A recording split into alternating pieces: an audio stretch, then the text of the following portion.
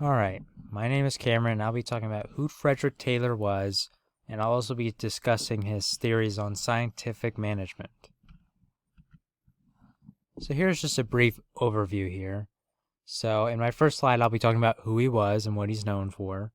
In my second slide, I'll be talking about what Taylorism is.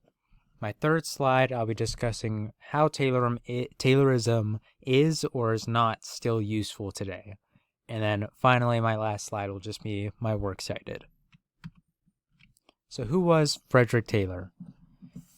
So Frederick Taylor is considered the father of scientific management. Scientific management would later be called Taylorism, named after him, of course. And he was also one of the first management consultants. And he also increased productivity and profitability for numerous companies that he worked with.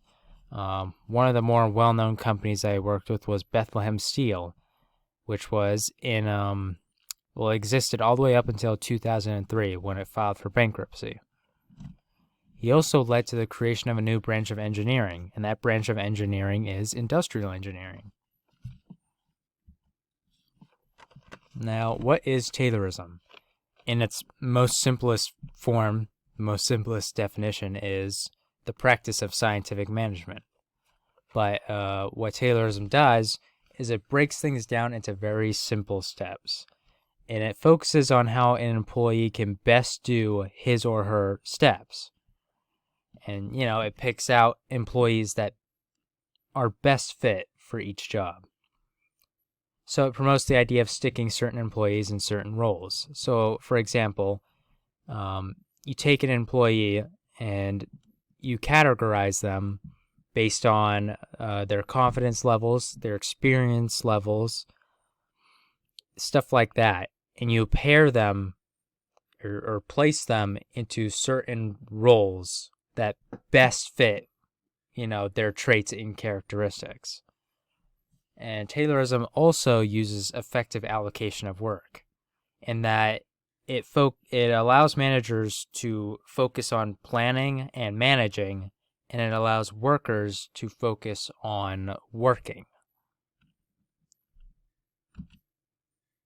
So why Taylorism is no longer in use and is considered inferior to more modern management theories and practices. And while, it's still here somewhat, the basis of it is still there, but it's just different now. So one of the critiques of Taylorism is that it supports the idea that there is a quote-unquote best way to do things. And, the idea that there is a best way to do something, as in, there's one answer for every question. It often clashes with more modern management strategies.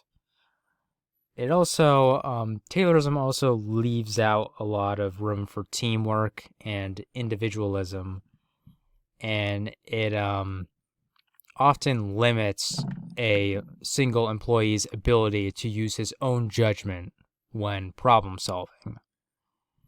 It's very rule-based, very plan-based, and because of that, it's often considered too rigid for today's often changing, fast-evolving business environment.